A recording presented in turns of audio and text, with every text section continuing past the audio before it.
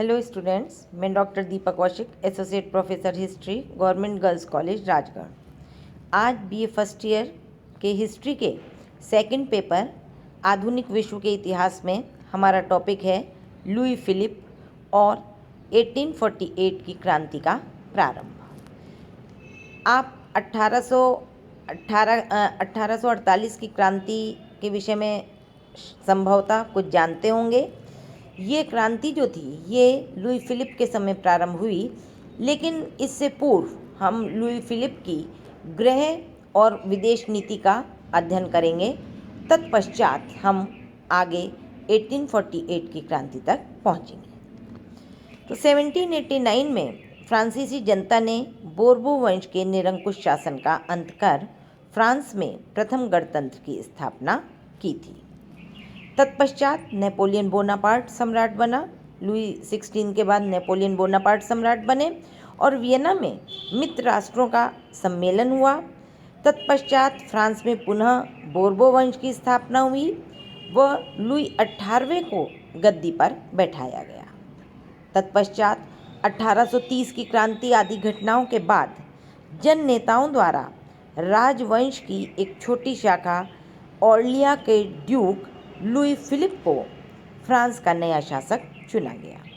17 अगस्त 1830 को सदन में उसे विधिवत और सदन में निम्न सदन का उन्हें जो था वो सपोर्ट प्राप्त था, फ्रांसीसी जनता का राजा घोषित कर फ्रांस में बोर्बो वंश की सत्ता समाप्त हो। लुई फिलिप वैधानिक शासक की स्थिति व मर्यादाओं से भलीभांति परिचित था। वह लोकतांत्रिक सिद्धांतों के आधार पर शासन करना चाहता था, किंतु वह अवसरवादी था।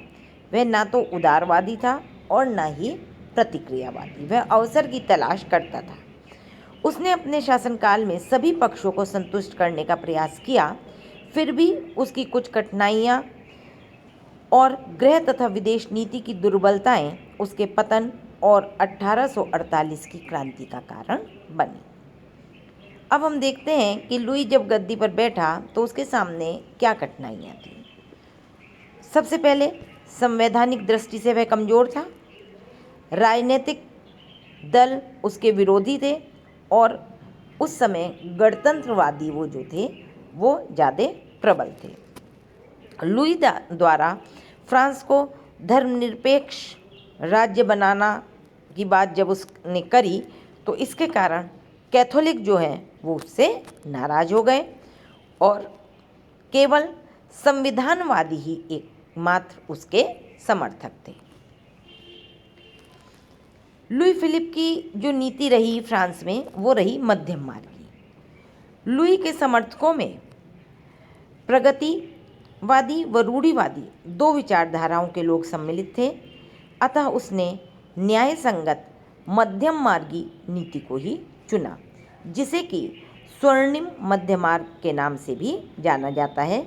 इसके अंतर्गत उसने बोर्बो राजवंश के सफ़ेद झंडे के स्थान पर क्रांति के प्रतीक तिरंगे झंडे को राष्ट्रीय ध्वज के रूप में स्वीकार कर गणतंत्रवादियों को प्रसन्न किया। क्योंकि मैंने बताया था कि कई जो शासन में लोग थे वो उसके विपक्ष में थे, गणतंत्रवादी उसका विरोध कर रहे थे, तो उनको प्रसन्न करने के लिए उसने ये नीति अपनाई। बोनापार्टिस्टों को संतुष्ट करने हेतु उसने नेपोलियन के अवशेषों को पेरिस के एक भव्य मंदिर में स्थापित किया। उच्च वर्ग को शासन में महत्व देकर कट्टर राजसत्तावादियों को प्रसन्न किया। जनसाधारण को संतुष्ट करने के लिए उसने उनकी स्वतंत्रताओं पर लगे सभी प्रकार के प्रतिबंध हटा दिए। मताधिकार को विस्तृत किया गया और 25 वर्ष तक के युवाओं को ये सुविधा प्रदान की गई कि वो अमुक धनराशि, अगर उनके पास इतना संपत्ति है तो वो वोट देने के अधिकारी हैं। किंतु लुई फिलिप की इस नीति में कोई भी वर्ग उससे संतुष्ट नहीं हुआ, न कोई वर्ग न कोई दल। यद्यपि लुई फिलिप केवल वैद्य राजसत्तावादियों एवं उच्च मध्यम वर्ग के समर्थन पर निर्भर था, किंतु धीरे धीरे वह स्वेच्छाचारी बनता गया। वह स्वयं को केवल वैधानिक शासक नहीं बनाना चाहता था, अपितु वह स्वयं शासन करना चाहता था। यही उसके पतन का मुख्य कारण बना। अगस्त 1830 में ड्यूक डी ब्रोगली, नवंबर 1830 में क्रांतिकारी लफायते, मार्च 1831 में कैसिमीर पेरियार के नेतृत्व में जो मंत्रिमंडल बने वो स्थायी नहीं रहे। अक्टूबर 1832 में मार्शल सूल के मंत्रिमंडल में भी गणतंत्रवादियों का दमन जारी रहा, किंतु गणतंत्रवादियों की गुप्त समितियां निरंतर कार्य करती रहीं। मजदूरों के असंतोष के कारण दंगे हुए, हिंसा को रोकने के लिए कठोर नियम बनाए गए। फरवरी 1836 में मार्शल सूल को त्यागपत्र देना पड़ा। थियर्स ने नया मंत्रिमंडल बनाया। दूसरी तरफ लुई फिलिप स्वयं शासक बनना चाहता था।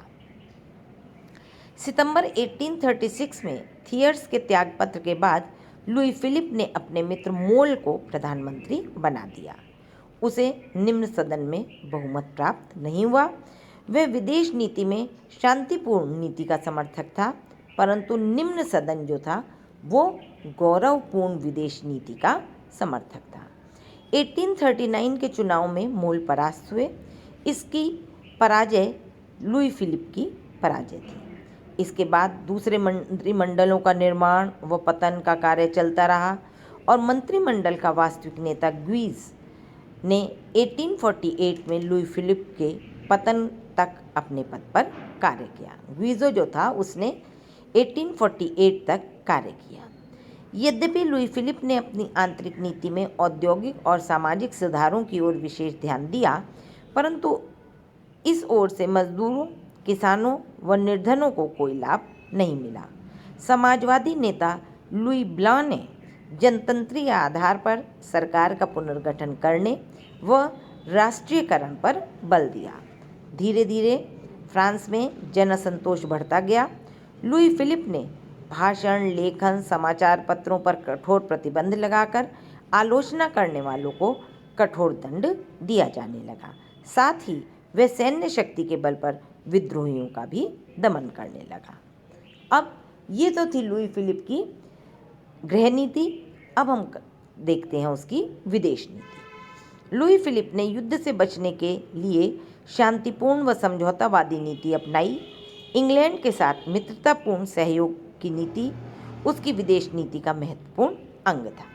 क्योंकि रूस और ऑस्ट्रिया को फ्रांस के नए राजतंत्र में विश्वास नहीं था, लुई ने बेल्जियम, इटली, मिस्र, स्पेन और स्विट्ज़रलैंड के प्रति जो नीति अपनाई उससे फ्रांस की जनता उससे रुष्ट हो गई।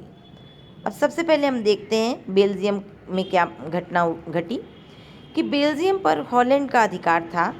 1830 में बेल्जियम की क्रांति के बाद 5 बड़े देशों ने बेल्जियम की स्वतंत्रता को स्वीकार कर लिया, परंतु लुई फिलिप के बेल्जियम का शासक बनाने का इंग्लैंड ने विरोध किया। लुई फिलिप ने अपने भाई को वहाँ का शासक बनाया था, जिसका कि इंग्लैंड ने समर्थन नहीं किया और इंग्लैंड की महारानी के चाचा लियोपोल्ड को शासक चुना गया।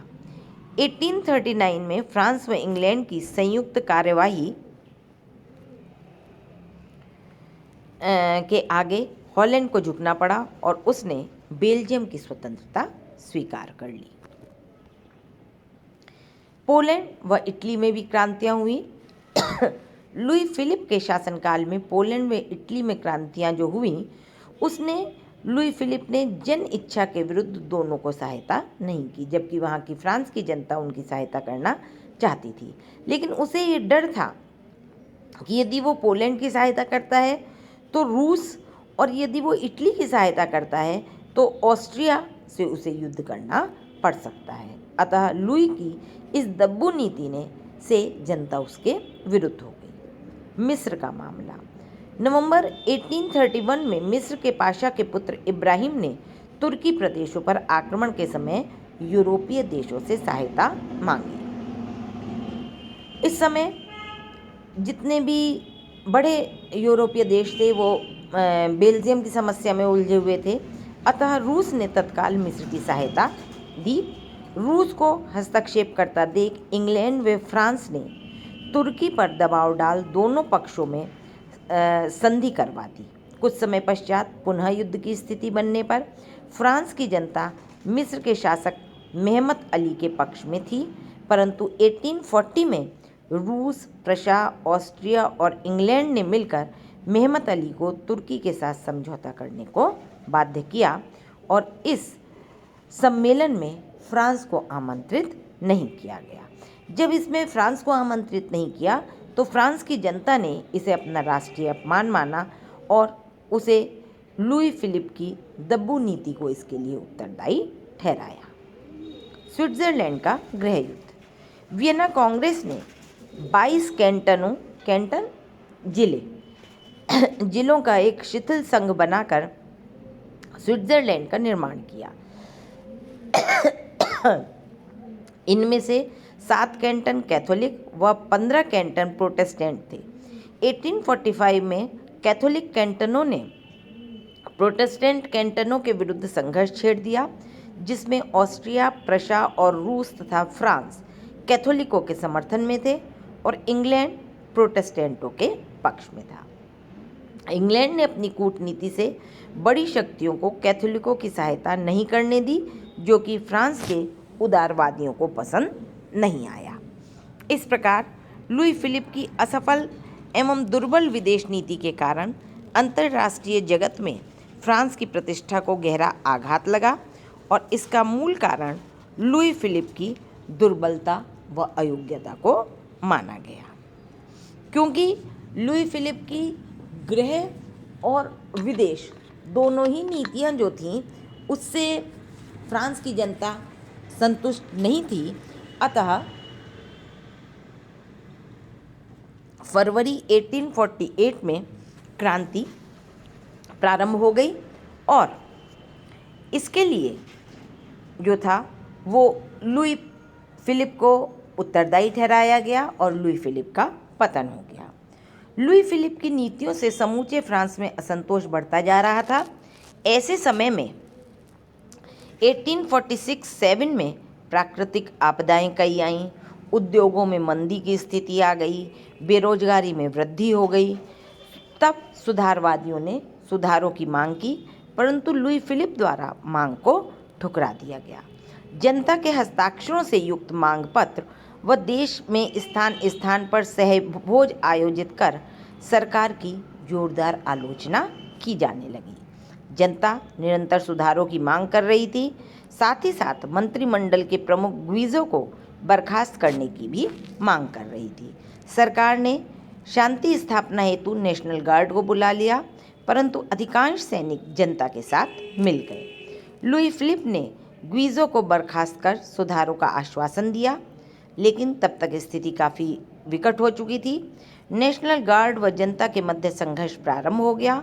24 जनवरी 1848 को क्रांतिकारियों की उत्तेजित भीड़ ने राजमहल को घेर लिया, जिससे लुई घबरा गया और अपने पौत्र काउंट डी पेरिस को राजा घोषित कर अपनी पत्नी सहित वेश बदलकर इंग्लैंड चला गया। राजा के पलायन के साथ ही राजतंत्र का अंत हो गया और फ्रांस